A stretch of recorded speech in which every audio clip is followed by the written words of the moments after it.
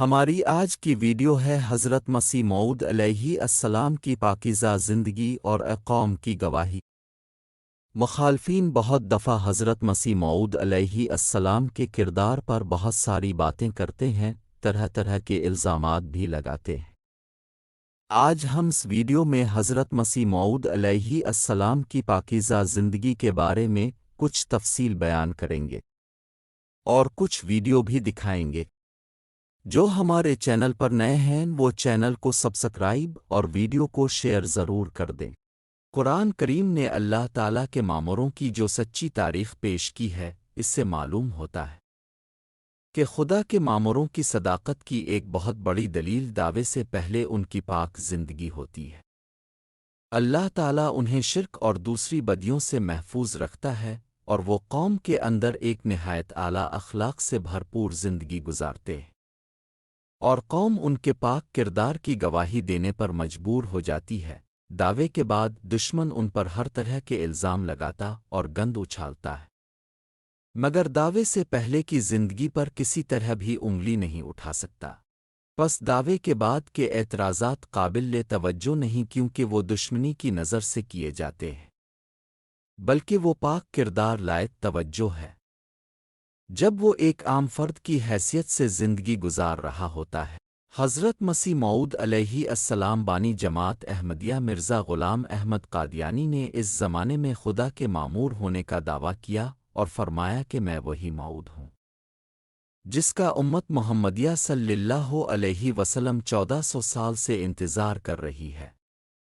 اپنی صداقت کے دلائل میں اپنی دعوے سے پہلے کی پاک زندگی کو بھی پیش فرمایا ہے۔ اپنے مخالفین کو چیلنج کرتے ہوئے فرمایا، تم کوئی عیب افطرا یا جھوٹ یا دغا کا میری پہلی زندگی پر نہیں لگا سکتے، تم خیال کرو کہ جو شخص پہلے سے جھوٹ اور افطرا کا عادی ہے، یہ بھی اس نے جھوٹ بولا ہوگا۔ کون تم میں ہے جو میری سوانح زندگی میں کوئی نکتہ چینی کر سکتا ہے؟ پس یہ خدا کا فضل ہے جو اس نے ابتدا سے مجھے تقوی پر قائم رکھا، اور سوچنے والوں کے لیے یہ ایک دلیل ہے۔ پھر فرمایا، میری ایک عمر گزر گئی ہے، مگر کون ثابت کر سکتا ہے کہ کبھی میرے منہ سے جھوٹ نکلا ہے؟ پھر جب میں نے محض للہ انسانوں پر جھوٹ بولنا متروک رکھا اور بارہا اپنی جان اور مال کو صدق پر قربان کیا، تو پھر میں خدا تعالیٰ پر کیوں جھوٹ بولتا؟ اس چیلنج پر 100 سال ہونے کو آئے ہیں، مگر کسی کو اس کا جواب دینے کی ہمت نہیں ہوئی۔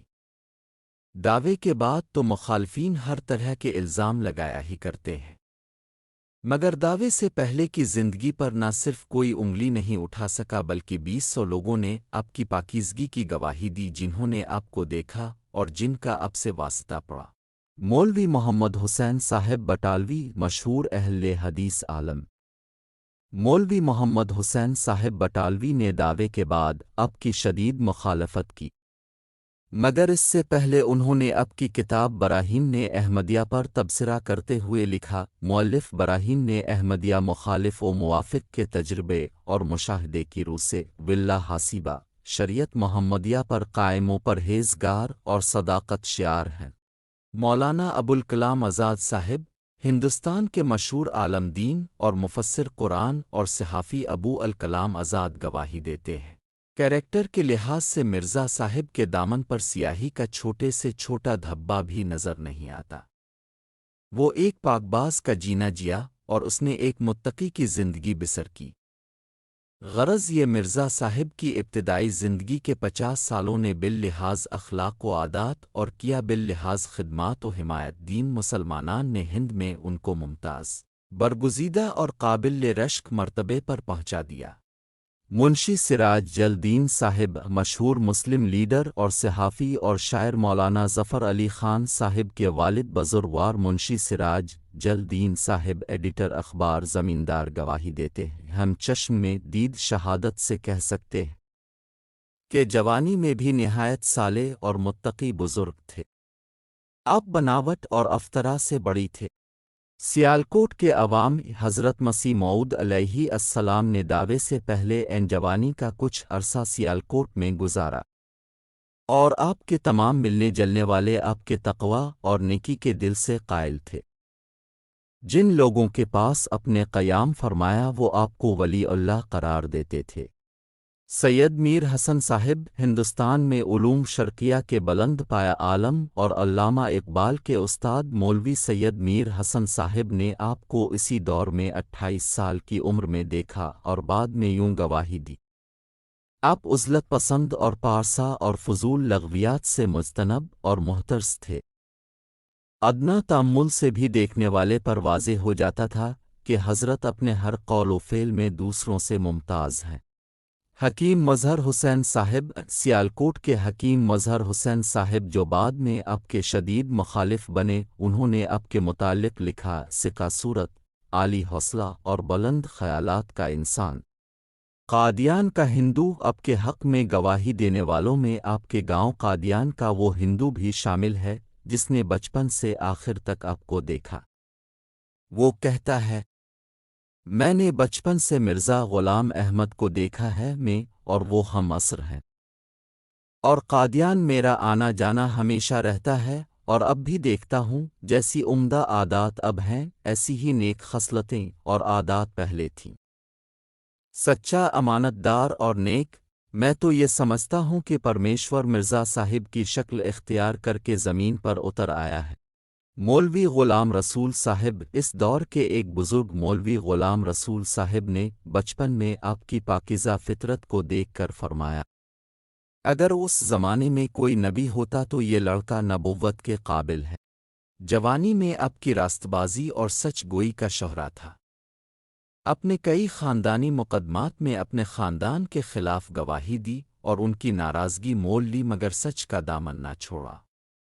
دعوے سے پہلے ایک عیسائی نے آپ کے خلاف مقدمہ کیا جس میں آپ کے وکیل کے مطابق جھوٹ بولے بغیر نجات نہ تھی، مگر اپنے جھوٹ بولنے سے انکار کر دیا اور خدا نے آپ کو فتح دی۔ اس مقدمے میں آپ کے وکیل فضل الدین صاحب آپ کی اس فوق العادت راست گفتاری کے گواہ تھے۔ وہ کہتے ہیں، مرزا صاحب کی عظیم و شان شخصیت اور اخلاقی کمال کا میں قائل ہوں، میں انہیں کامل راست باز یقین کرتا ہوں۔ نامور صحافی جناب مولانا شریف بنگلوری ایڈیٹر منشور محمدی نے آپ کے متعلق یہ کلمات استعمال فرمائے، افضل العلماء فاضل جلیل جرنیل فخر اہل اسلام ہند مقبول بارگاہ سمت جناب مولوی مرزا غلام احمد صاحب، مشہور با کمال صوفی حضرت احمد جان صاحب لدھیانوی نے آپ کے خدمت دین کے بے پایہ جذبوں کو دیکھ کر فرمایا، ہم مریضوں کی ہے تم ہی پہ نظر، تم مسیحا بنو خدا کے لیے۔ حضرت مسیح موعود و مہدی موعود مرزا غلام احمد قادیانی علیہ السلام کے پاکیزہ کردار اور اعلیٰ اخلاق کے بارے میں جتنی گواہیاں اوپر درج کی گئی ہیں ان میں کوئی ایک بھی احمدی نہیں ہے، بلکہ کئی تو حضرت مرزا صاحب کے سخت مخالف ہیں، مگر خدا نے حضرت بانی جماعت احمدیہ کے حق میں ان کی زبان سے یہ کلمات جاری کروائے، اور حضور ہی کے الفاظ میں سوچنے والوں کے لیے یہ ایک دلیل ہے جس کی طرف سب نظریں اٹھ رہی تھی۔ خدا نے اسی کو مسیحا بنا دیا، کہیں ہم اس کو پہچاننے سے محروم تو نہیں رہ گئے؟ سوچو سوچو سوچو اور غور کرو۔ یہ جو مسلمان ہیں ان سے کوئی امید نہیں۔ صحیح۔ اچھا، مہدی آئیں گے، ہاں، تو میرا سوال یہ ہے کہ اب اگر شیعہ دیکھ لیں یا سنی، دونوں کا عقیدہ مہدی کے آنے پر ہے، تو چلے جو گزشتہ خلافات ان پہ اختلاف تھا، کیا وقت نہیں آ گیا کہ سب آنے والے خلیفہ کے نام پہ جمع ہو جائے؟ اس کا اصل علاج اس وقت یہ ہے جو میں سمجھاؤں تاریخ پڑھ کے، اللہ کسی نئی قوم کو ہدایت دے گا اور وہ پورے جوش کے ساتھ آئیں گے، اور ہم جو بوڑھی قوم ہیں وہ ہمیں بھی کرما دیں گے۔ صحیح۔ یہ جو مسلمان ہیں ان سے کوئی امید نہیں۔ صحیح۔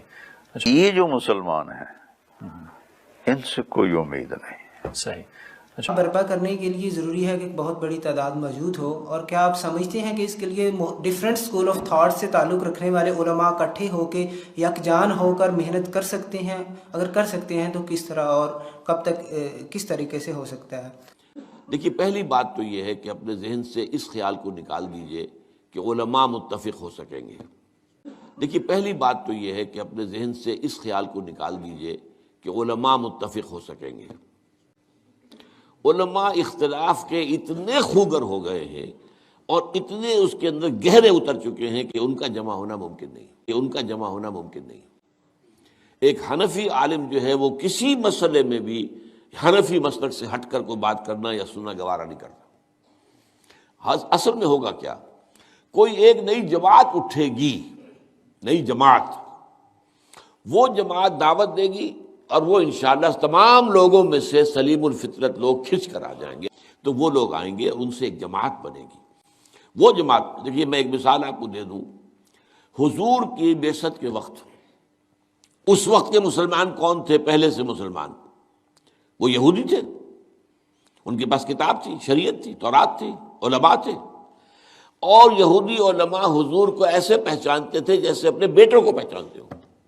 انہیں معلوم تھا، ان کے ہاں تو پیشین گوئیاں لکھی ہوئی موجود تھی، وہ منتظر تھے، نبی آخری زمان کے منتظر تھے، لیکن یہ کہ انہوں نے حضور کو نہیں مانا۔ لن ترضى عنك اليهود ولا النصارى حتى تتبع ملتهم، وہ آپ کی بات نہیں مانیں گے اے نبی، جہاں آئے وہ تو چاہیں گے آپ ان کی پیروی کریں۔ تو علماء تو یہی چاہتے ہیں کہ جو بھی آئے وہ ہماری پیروی کرے، وہ ہمارے رخ کے اندر آ جائے، اسی کے اندر ڈھل جائے۔ اس لیے اس کی بجائے ایک نئی جماعت جس میں کہ انشاءاللہ ان تمام حلقوں سے لوگ پھر شامل ہوں گے، آئیں گے کھنچ کر، اور پھر ایک جماعت بنے گی، اور ریولوشن لانے کے لیے جو ہے بہت بڑی تعداد کی ضرورت نہیں ہوتی، اشہد اللہ الہ الا اللہ وحدہ لا شریک لہ واشہد ان محمدا عبدہ ورسولہ اشہد اللہ الہ الا اللہ وحدہ لا شریک لہ واشہد ان محمدا عبدہ ورسولہ۔ اس حوالے سے حضور نے جو انقلاب برپا کیا تو کیا آپ کے ساتھ لاکھوں آدمی تھے؟ آخری دم تک بھی چند ہزار صحابہ تھے نا، ورنہ جب آپ نے پروسیس شروع کیا ہے تو کتنے تھے آپ کے ساتھ آدمی؟ لیکن اصل میں ہوتا کیا ہے کہ وہ لوگ اپنی جو ہے ڈیپتھ آف کمٹمنٹ، جتنا ان کا ارادہ پختہ ہوتا ہے، اور جس طریقے سے وہ اپنی جو ہے وہ ڈیووشن اور ڈسپلن۔ ابھی میں پہلے سوال کے بارے میں ایک بات اور کہہ دوں، علامہ اقبال کے بارے میں یہ مشہور ہے کہ وہ مہدی وغیرہ کے قائل نہیں تھے، اور ان کی بعض تحریریں ایسی ہیں، بعض اردو اشعار بھی ایسے ہیں، لیکن بعض جو ہے واضح الفاظ ان کے بعض خطوط میں ہیں کہ یہ مجوسی روایات ہیں جو اسلام میں آ گئی ہیں، کوئی مہدی نہیں، کوئی عیسیٰ نہیں، عیسیٰ کا نزول بھی نہیں۔ یہ کچھ میں سمجھتا ہوں کہ علامہ اقبال پر کوئی دور آیا ہوگا، ایک دور ان پر ایسا بھی تو آیا کہ جبکہ وہ قادیانیت کے بہت ہی معتقد تھے، انہوں نے یہاں تک کہا تھا کہ جسے اصل اسلام دیکھنا ہو وہ قادیان میں جائے۔ کیوں؟ وہاں ایک نظام تھا، ایک شخص سے بیعت تھی، ایک ڈسپلن تھا، پورا ماحول اسلام کے مطابق تھا۔ وظاہر باقی تو ان میں خرابی تو یہی ہے کہ انہوں نے غلام احمد قادیانی کو نبی مان لیا، باقی مسلمانوں والے کام تو ان کے ہیں، اور وہ ایک جگہ پر ایک آبادی انہوں نے ایک اپنے اسلامی اصولوں کے مطابق بنا لی۔ تو اس کے بارے میں علامہ اقبال نے کہا کہ اسے صحیح اسلام دیکھنا ہو وہ جائے اور قادیان میں دیکھ، اینڈ لسن اینڈ اوبے۔ بیٹھ جائیں، حضور نے فرمایا ہے تو اس بیٹھ جائیں۔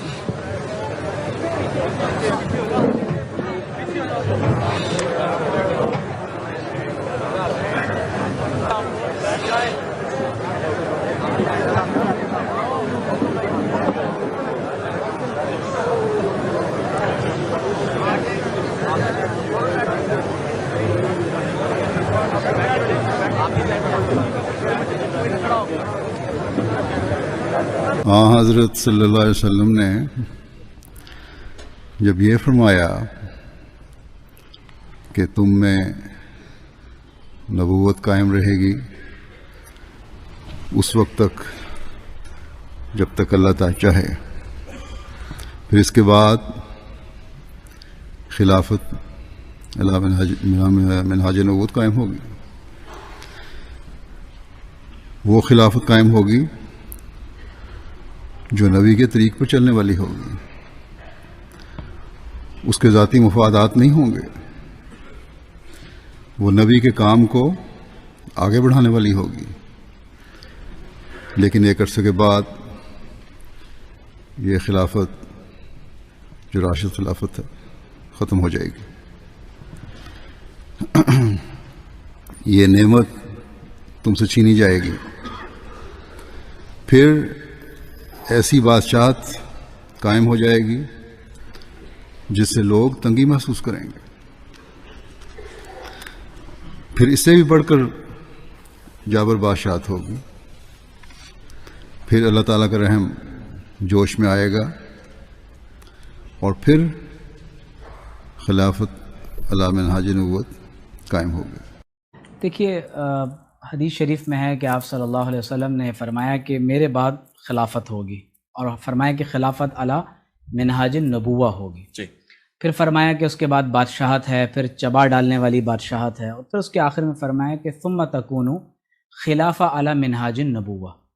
फिर अहादीस का जब हम मुताला करते हैं तो आप सल्लल्लाहु ताला अलैहि वसल्लम ने एक और हदीस के अंदर, यानी मुतादिद अहादीस हैं, फरमाया कि यकूनु फ़ी आखिर ज़मानी खलीफत। और हमारी जो अहादीस मुस्तक़बिल के हवाले से, मैं छोटी सी बात आपसे कर रहा हूँ, हमसे ज़्यादा वो इसलिए जानते हैं कि ये भी हदीस रसूल सल्लल्लाहु अलैहि वसल्लम है कि क़यामत से पहले पूरी दुनिया पर खिलाफत अला मिनहाज नबूवत कायम होगा। ये हदीस मौजूद है।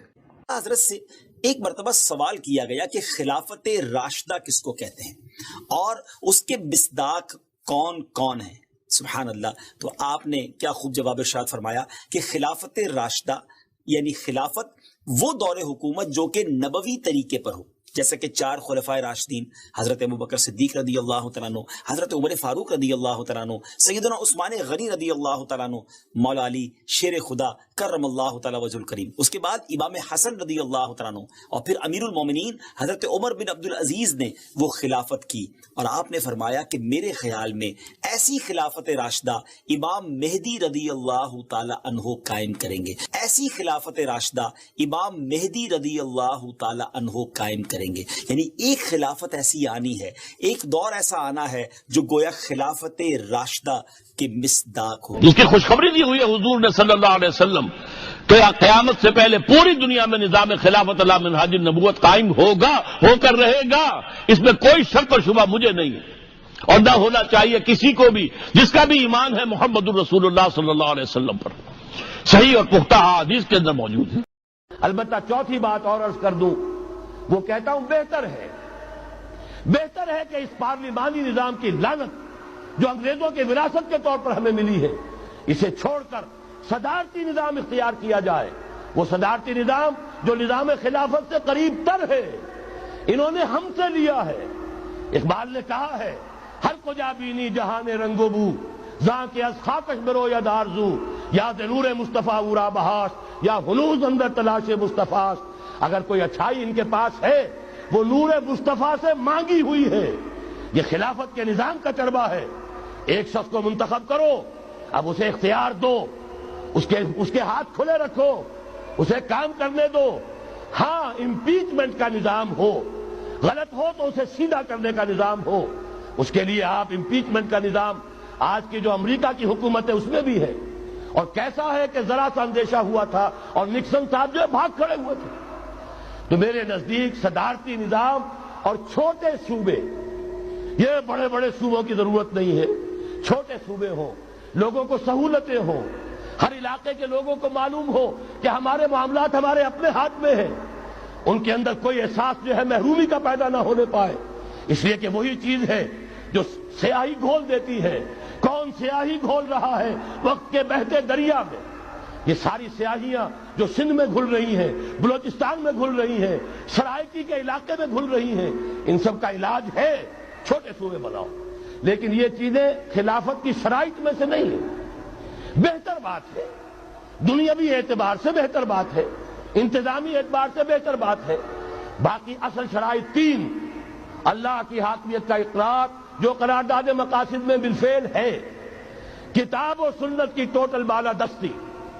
सुप्रीम कोर्ट को इख्तियार दीजिए, वहां जाकर कोई भी शहरी पाकिस्तान का कोई भी आलिम दीन अगर साबित कर दे फला कानून, फला हिदायत, फला इंस्ट्रक्शन, फला कोई हुक्म जो दिया गया है किताब और सुन्नत के मनाफी है, फौरन कल अदम होगा।